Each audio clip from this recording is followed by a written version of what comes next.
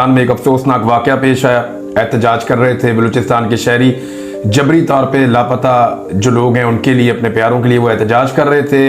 इस वाक़े पे फायरिंग हुई है और इल्ज़ाम ये आयद किया गया है कि ये फायरिंग पुलिस की जानिब से हुई है। पूरी दुनिया का मीडिया इसको रिपोर्ट कर रहा है। बीबीसी ने इसको कैसे रिपोर्ट किया, अभी जो इस वक्त सूरत हाल है वो ये है कि 3 लोग इस फायरिंग के नतीजे में जाँ बहक हो गए और उसके अलावा वहाँ पे 7-8 लोगों के बारे में बताया जा रहा है जो जख्मी है, जिनमें कुछ की हालत ख़राब है। अब ये बलोच यकजहती कमेटी ने ये इल्ज़ाम लगाया है कि कोयटा के सरियाब रोड पर अभी जो धरना दिया गया था उस पर पुलिस ने फायरिंग की है और शेलिंग की है, जिसके नतीजे में 3 अफराद की हलाकत हुई है। और बलूचिस्तान हुकूमत के तर्जुमान ने कहा कि पुलिस ने कानून के मुताबिक कार्रवाई की है, जबकि पुलिस ने कहा जी उन्होंने लोगों के ऊपर फायरिंग नहीं की। अब ये निहत्ते लोग थे, ये एहतजाज कर रहे थे, इन्होंने अपने प्यारों की तस्वीरें हाथों में उठा रखी थी।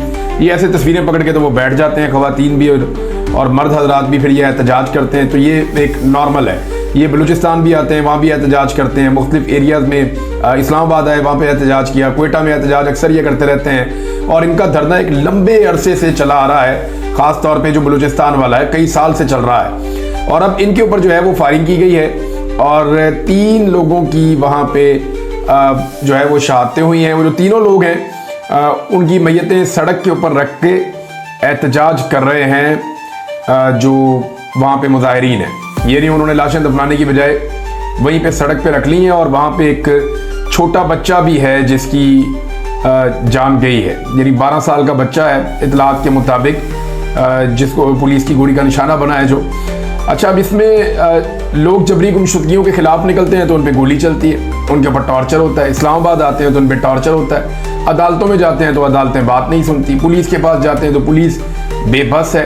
तो जो जबरी तौर पे लोग लापता हो रहे हैं पाकिस्तान में, उनकी बात सुनने वाला इस वक्त बज़ाहिर कोई भी बाकी नहीं है। जाफर एक्सप्रेस जो है वो ताहाल बहाल नहीं हो सकी, जो काम करने वाला है वो किया नहीं जा रहा, लोगों के ऊपर अटैक किया जा रहा है। जाफर एक्सप्रेस ताहाल बहाल नहीं हो सकी। इंटरनेट सर्विसेज भी बलूचिस्तान के कई इलाकों में बंद हैं, खुसूसन कोयटा के अंदर जो है वो ताअत्तुल का शिकार है। बड़ी मुश्किल से लोगों को इंटरनेट मैसर आता है और जो मोबाइल फ़ोन के साथ इंटरनेट चलता है वो तो बिल्कुल ही बंद है।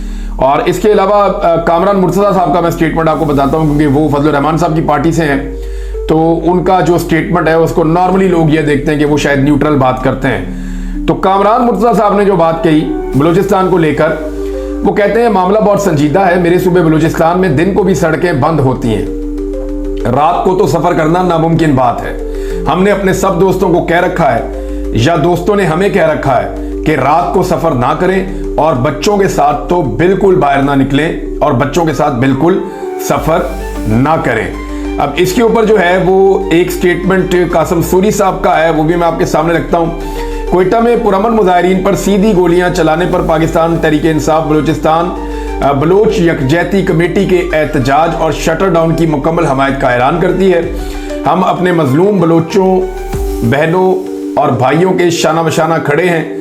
सदर तहरीक इंसाफ बलूचिस्तान दाऊद शाह काकड़। अब ये एक्चुअली जो है वो जो कमेटी बनी है Balochistan Bloch यकजहती committee, Marang Bloch साहिबा और उनके लोगों ने ऐलान किया कि बलूचिस्तान में अब शटर डाउन हड़ताल कॉल की जाएगी और उन्होंने कॉल कर दी। उन्होंने कहा जी बिल्कुल अब यहाँ पे एहतजाज होगा क्योंकि हमारे ऊपर सीधी गोलियां चलाई गई हैं।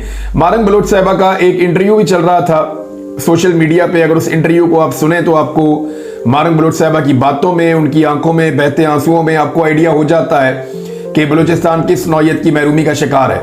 वो बताती हैं कि उनके वालिद की लाश कैसे वापस आई थी। एक लड़की जिसके वालिद को निशाने इबरत बनाया गया, जिसके वालिद को कत्ल किया गया, लापता किया गया, फिर उसकी लाश फेंकी गई। अब वो लड़की कैसे एक चट्टान बन के रियासत के सामने खड़ी है।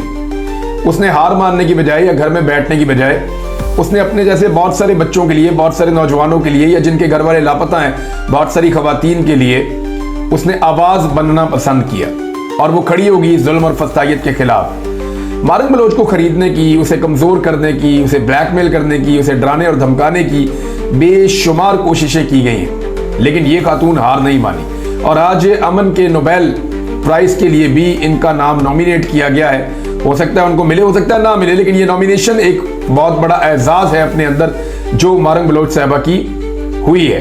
अब नाजरीन एक खबर नवाज शरीफ साहब के हवाले से है, लेकिन इससे पहले कि मैं नवाज शरीफ के हवाले से ये खबर दूं, बलूचिस्तान और नवाज शरीफ के हवाले से ये एक मिक्स खबर है। और ये बहुत इंपॉर्टेंट है इस मौके पे, क्योंकि नवाज शरीफ शामिल नहीं हुए थे उस मीटिंग में जो कौमी सलामती कमेटी की मीटिंग हुई थी, और इस पे बड़ी बेइज्जती भी हुई है। शानदाना गुलजार साहबा ये क्लेम करती हैं कि अर्दली सरकार की बहुत बेइज्जती हुई है सबकी, और बेइज्जती इस बारे में हुई है कि एक आपकी ड्यूटी लगाई थी कि पीटीआई को लेकर आए इस कौमी सलामती कमेटी की मीटिंग के अंदर, इजलास के अंदर, तो आप पीटीआई को नहीं ला सके।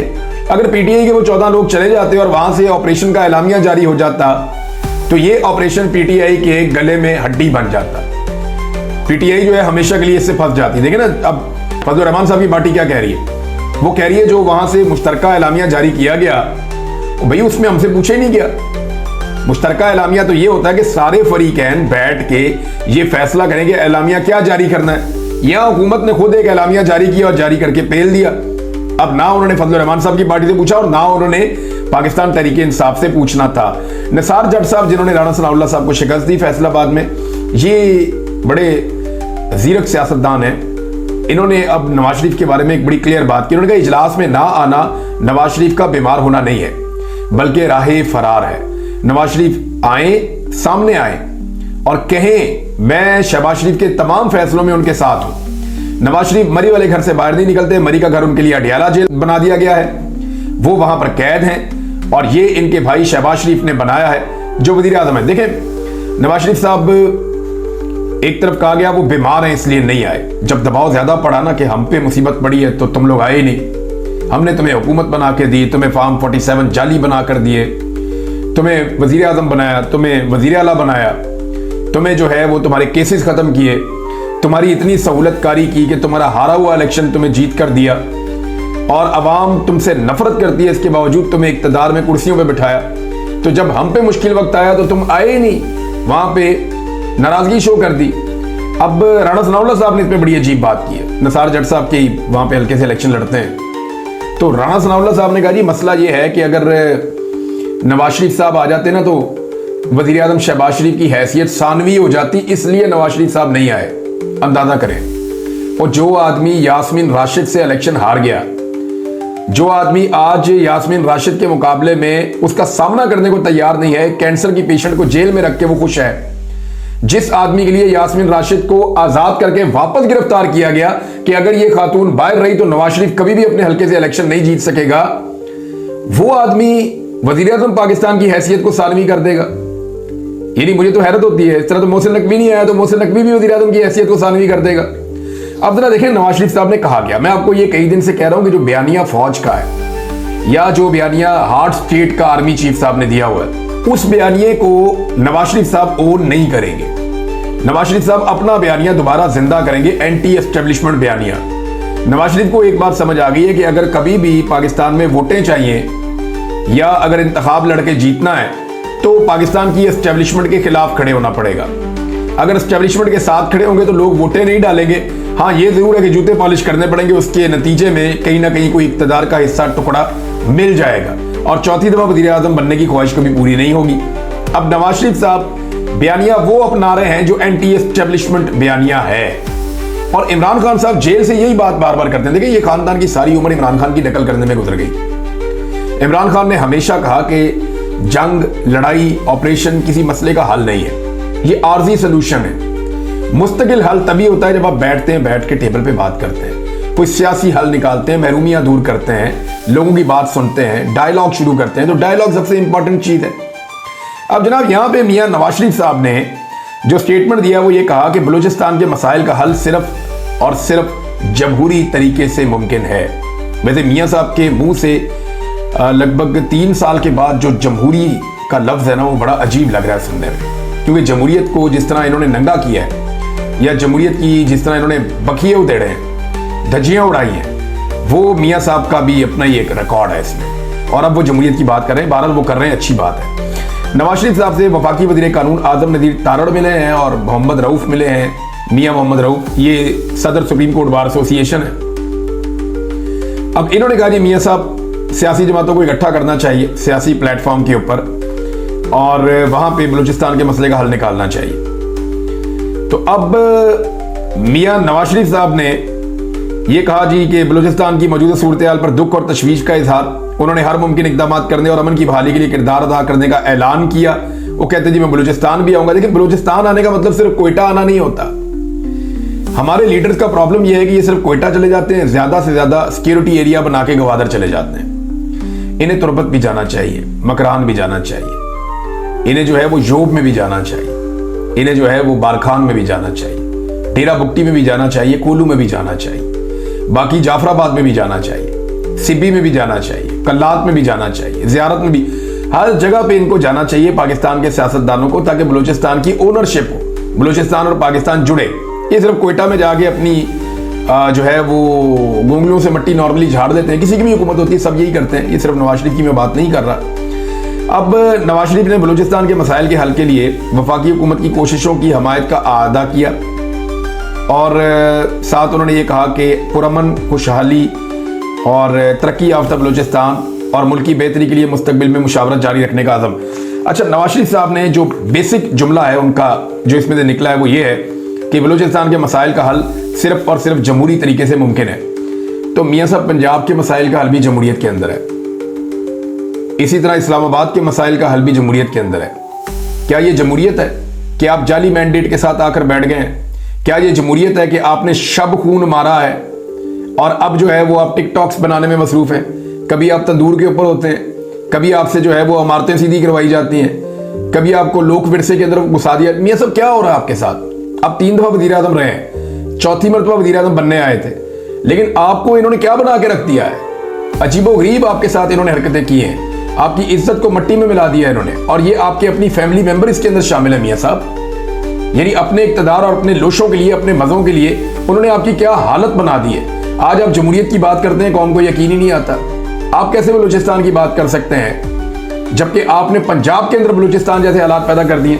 अब मैं ये खबर आपके सामने रखता हूं, ये देखिए नाज़रीन, लगातार लोग जो हैं वो पाकिस्तान में जबरी तौर पे लापता हो रहे हैं। मैं आपको ये बताता हूं कि मजीद बंदे जबरी तौर पे लापता हुए हैं। पुलिस ना तो FIR दर्ज करती है और ना ही अदालत केस सुनती है, क्योंकि अदालत के अंदर अब ऐसे नए जज साहिबान लाके इंडक्ट किए गए हैं और नए जजेस के पास ही जबरी तौर पर लापता अफराद के केस लगाए जाते हैं। और SHO अहमद नूरानी साहब के भाइयों के केस में अदालत में डिटाई के साथ खड़े होकर यह कह देता है कि मैं अभी मामला देख रहा हूं। उनके जबरी तौर पे लापता होने को 3 दिन हो चुके हैं, जब SHO पेश हुआ 4था दिन है, और SHO ने अदालत में यह नहीं बताया कि मैंने FIR अब तक क्यों दर्ज नहीं की, ना अदालत उसे पूछ सकी।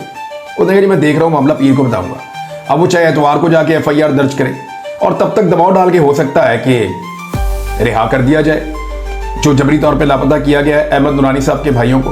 तो 1 हफ्ता 2 हफ्ते तो बड़े आराम से अब मिल जाते हैं, और अगर 6 महीने भी लेने हैं तो ये जुडिशरी के होते हुए और ऐसी पुलिस के होते हुए कौन सा मुश्किल काम है। जबरी गुमशुदगियां पाकिस्तान में इज अ न्यू नॉर्मल, जैसे कि DG ISPR ने और बलूचिस्तान के वजीर आला ने इन बातों को नॉर्मलाइज करने की कोशिश की और इसकी जस्टिफिकेशन बड़ी भोंडे तरीके से पेश की कि दुनिया में होता है। भाई दुनिया में कहाँ होता है कि प्रोफेसर अगवा कर लिए जाएं, सहाफ़ी जबरी तौर पे लापता कर दिए जाएं, शायर जबरी तौर पे लापता कर दिए जाएं, पॉलिटिकल एक्टिविस्ट जबरी तौर पे लापता कर दिए जाएं, सोशल मीडिया एक्टिविस्ट, सवाल उठाने वाले लोग जबरी तौर पे लापता कर दिए जाएं। ऐसे नहीं होता, बल्कि उनके खानदान लापता कर दिए जाएं।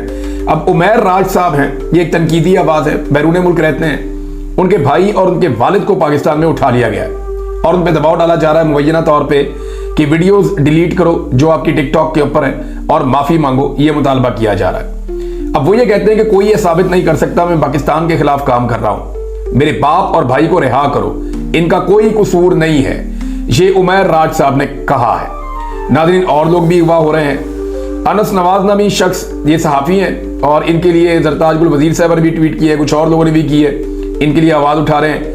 इनको उठाया गया जी कि इन्होंने कोई डाटा सरकार का लिया था और उसको पब्लिक कर दिया। फौजिया सिद्दीकी साहबा पाकिस्तान तहरीक इंसाफ से इनका ताल्लुक है, इनको भी FIA ने जो है वो हिरासत में ले लिया है। डॉक्टर इलियास, ये मेडिकल कॉलेज के वाइस प्रिंसिपल है, इनको अगवा किया गया और फिर बाद में पता चला कि इनकी गिरफ्तारी डाली गई है। इसके ऊपर एक स्टेटमेंट भी आया मारक बलोच साहिबा का, वो मैं आपके सामने रख देता हूँ। डॉक्टर इलियास साहब, डॉक्टर इलियास बलूचिस्तान के सबसे बड़े मेडिकल कॉलेज के वाइस प्रिंसिपल हैं। गुज़िश्ता रात BMC की डॉक्टर कॉलोनी में वाक़ इनके घर पर रियासती फौज और खुफिया इदारों ने बगैर किसी कानूनी जवाज़ के हमला किया, घर के तकद्दुस को पामाल किया और डॉक्टर इलियास बलोच को गिरफ्तार कर लिया। आज रियासती हुक्मरान न सिर्फ इस मुअज़्ज़िज़ उस्ताद और डॉक्टर की गिरफ्तारी की तस्दीक कर रहे हैं, बल्कि इस पर रियासत दुश्मनी का इल्ज़ाम भी आयद कर रहे हैं। क्या रियासत मुकम्मल तौर पर हवास बाख्ता हो चुकी है क्या इसके हुक्मरान अपने होशो हवास खो चुके हैं? ये मारंग बलोच साहबा का स्टेटमेंट है। डॉक्टर इलियास साहब का अगवा हुआ है, उसके ऊपर भी बहुत शोर मचा हुआ है बलूचिस्तान के अंदर, और काफ़ी लोग इसके ऊपर डिस्टर्ब हैं कि अब प्रोफेसर्स को और इस तरह के लोगों को, पढ़े लिखे लोगों को अगवा किया जा रहा है, लापता किया जा रहा है। मैंने आपको आसिफ के बारे में बताया कि बारखान से उनको अगवा किया गया, 13 तारीख से उनको धमकियां दी जा रही थी। नाज़रीन, बीबीसी ने सुराग लगाने की कोशिश की है तो हुकूमती मौक़िफ़ में झोल नजर आया। जो लाशों वाला मामला था बलूचिस्तान का, जो 13 लाशें लाके दफनाई गई थी, उसके बाद कुछ लाशें बोलते हैं मौजूद हैं वहाँ पे सिविल अस्पताल के अंदर, कुछ के बारे में कहा जाता है कि लवाकीन ने छीनने की कोशिश की या छीन ली। ये मामला चल रहा था तो इस पर बीबीसी के पास स्टोरी आई, तो बीबीसी ने इस पर काम किया, वो कब्रिस्तान भी गए, उन्होंने राब्ते भी किए। तो जो गवर्नमेंट है उन्होंने कहा जी कि ये एक हमारा तरीक़ेकार होता है कि अगर कोई दहशतगर्द है वो मारा जाए तो फिर उसकी अमानतन लाश को दफन कर दिया जाता है, और वो दफन करने के लिए हम ईदी से रब्ता करते हैं, ईदी नंबर लगा के जो लोग काबिल शनाख्त नहीं होते उनको दफन कर देते हैं। अब ईदी वालों से रब्ता किया, उन्होंने कहा जी हमने तो ऐसा कुछ किया ही नहीं। अब अंदाज़ा करें कि इतनी गैर जिम्मेदार हुकूमत है कि उन्होंने एक इदारे का, और नेशनल लेवल का इदारा है, उसका नाम ले लिया कि जनाब उन्होंने वो लाशें दफनाई हैं और उन्होंने ये अपना ऑफिशियल काम किया है और उन्होंने वहाँ पे नंबर्स भी दे दिए। तो जब ईदी से रब्ता किया गया, उन्होंने कहा जी ना हमें कोई लाशें दी गई, ना हमने लाशों का कफन दफन किया और ना हमने कोई नंबर लगाए हैं। तो ईदी ने भी उसकी तरदीद कर दी है। एक अजीब चीज़ है। नाज़रीन, एक और खबर है और ये बहुत इंपॉर्टेंट खबर है, इसमें एक ट्वीट भी मेरे पास मौजूद है ज़ुल्मे खलीलजाद का, मैं आपको ये सब बताता हूँ। अमेरिका और अफगानिस्तान के ताल्लुकात पर जो मिडल मैन था वो बहुत परेशान है। देखिए होता क्या है, अब अफगान तालिबान के साथ पाकिस्तान की गवर्नमेंट के अच्छे ताल्लुकात होते थे, एस्टेब्लिशमेंट के भी ठीक होते थे। तो होता ये था कि जब भी कभी अफगान तालिबान के साथ अमेरिका बातचीत करना चाहता था तो पाकिस्तान इसको एक हथियार के तौर पे इस्तेमाल करता था, अमेरिका से बहुत फ़ायदे उठाता था और मिडल मैन का किरदार अदा करता था। अमेरिकन अक्सर पाकिस्तान को कहते थे कि आप हमारे साथ डबल गेम करते हैं। पाकिस्तान ने इसमें बहुत मुनाफा कमाया। ये जो अफगान वॉर है ना, इसमें तो हमारे जर्नैलों ने इतना पैसा बनाया कि उनके बच्चों की शुगर मिले। इतना डॉलर आया था जब ज़िया-उल हक के दौर में अफगान जंग चल रही थी, तो इतना डॉलर आया था कि उस दौर के जो जर्नैल इसमें इन्वॉल्व थे वो अरबोपति हो गए, उनके बच्चे भी अरबोपति हो गए, बहुत सारे सियासतदान भी बहुत अमीर हो गए। मुबैना तौर पे यानी इल्ज़ाम है नवाज शरीफ साहब ने भी उसामा बिन लादेन से पैसा लिया था पाकिस्तान में इस्तेमाल करने के लिए, पॉलिटिकल इन्फ्लुएंस बढ़ाने के लिए। तो ये सारी चीज़ों को अगर आप प्लस माइनस करें तो ये वॉर बहुत पैसा लेकर आती है, बहुत लोगों ने बहुत पैसा बनाया है। अब हुआ यह है कि पहली मरतबा अमेरिका बराह रास्त अफगानिस्तान के साथ डील कर रहा है। अफगानिस्तान के जो अब तालिबान है ये पढ़े लिखे हैं, इनकी सोच जरा जिद्दत वाली है, ये बहुत तेज है, इन्होंने अपनी इकोनॉमी को भी ठीक किया है, ये सड़कों का जाल बिछा रहे हैं, चीज़ें जो हैं उनको जिद्दत की तरफ लेकर आ रहे हैं। गो कि इनकी पॉलिसी से आप इख्तलाफ कर सकते हैं, ख़वातीन की एजुकेशन के हवाले से कुछ बड़े इनके सख्त किस्म के अकायद और नज़रियात हैं, बड़ी सख्ती इन्होंने की हुई है। वहाँ जब मैं अफगानिस्तान में रहा कुछ दिन तो मैंने देखा कि एक तबका नाराज़ भी है, वो ये कहते हैं कि जी हमारे साथ ज्यादती हो रही है, हमें खुलकर जीने का हक नहीं मिल रहा। लेकिन अगर आप इकोनॉमी की बात करें और बाकी चीज़ों की, इंफ्रास्ट्रक्चर की बात करें तो उसके ऊपर उनकी अपनी एक सोच है और वो काम कर रहे हैं। जो अफगानिस्तान के इस वक्त के हुक्मरान हैं, जो तालिबान की एक अबूरी हुकूमत बनी हुई है अफगानिस्तान में। अब हुआ ये कि डायरेक्ट जब अमेरिका ने और अफगानिस्तान ने डील किया और अफगानिस्तान ने इसके ऊपर एक स्टेटमेंट जारी किया कि जनाब हमने एक कैदी रिहा कर दिया है और ये अमेरिकन कैदी हमारे पास था 2 साल से, और ये गुडविल जेस्चर है अमेरिका के साथ, और यही बात जो है वो ज़ुल्मे खलीलजाद ने भी की थी। तो वो अब बराह रास्त आपस में बातचीत कर रहे हैं और मिडल मैन बीच में निकल गए। तो पाकिस्तान तो ये चाह रहा था कि अमेरिका की और अफगानिस्तान की जंग हो जाए और यहाँ पे एक नई लड़ाई चले ताकि पाकिस्तान इसके अंदर दोबारा से मुनाफा कमाए।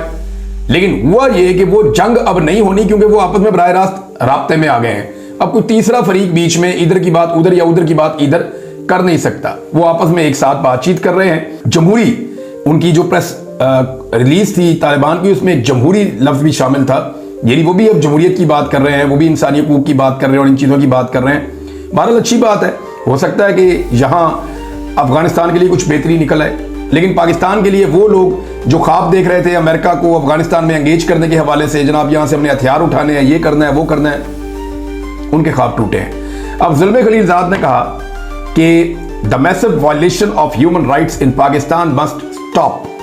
अच्छा, ये उन्होंने एमनेस्टी इंटरनेशनल साउथ एशिया ने एक ट्वीट किया पाकिस्तान के हवाले से।